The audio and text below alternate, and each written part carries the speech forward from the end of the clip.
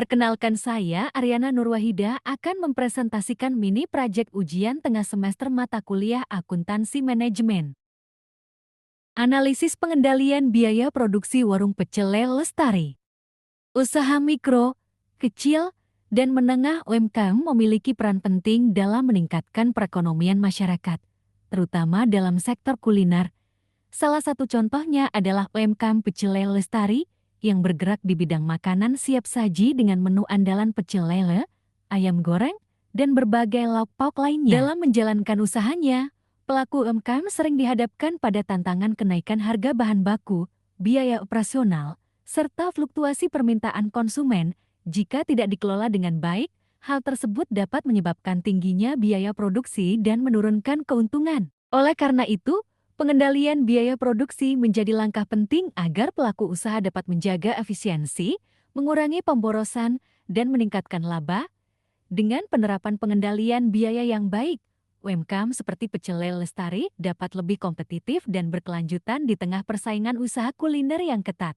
Tujuan mini project: mengetahui dan mengklasifikasikan biaya-biaya yang dikeluarkan oleh usaha Pecel Lele Lestari, baik biaya tetap maupun biaya variabel, menghitung titik impas atau break-even point, yaitu jumlah minimum penjualan yang harus dicapai agar usaha tidak mengalami kerugian. Menilai efisiensi biaya produksi dan menentukan potensi laba usaha. Biaya tetap dan variabel. Ewa tempat usaha 1,20, gaji 2 karyawan 2,00, listrik dan air 500.000, penyusutan peralatan dapur 300.000, total biaya tetap 4,00, biaya variabel proporsi. Komponen biaya-biaya rupiah.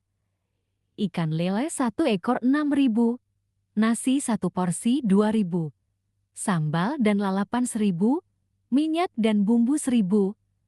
Total biaya variabel per porsi 10.000, harga jual per porsi Rp20.000. Selanjutnya analisis break-even point seperti di layar. Usaha Pecel Lele Lestari harus menjual minimal 400 porsi per bulan agar dapat menutupi seluruh biaya operasional mencapai titik impas. Jika penjualan di bawah 400 porsi, maka usaha mengalami kerugian. Namun, jika penjualan melebihi 400 porsi, usaha akan memperoleh keuntungan. Struktur biaya menunjukkan komposisi biaya tetap cukup besar Rp4,0, sehingga target penjualan harus dijaga agar tidak turun dari 400 porsi per bulan. Margin kontribusi per porsi adalah Rp10.000, selisih antara harga jual dan biaya variabel, yang berarti setiap tambahan 1 porsi terjual akan menambah keuntungan sebesar Rp10.000 setelah melewati titik impas.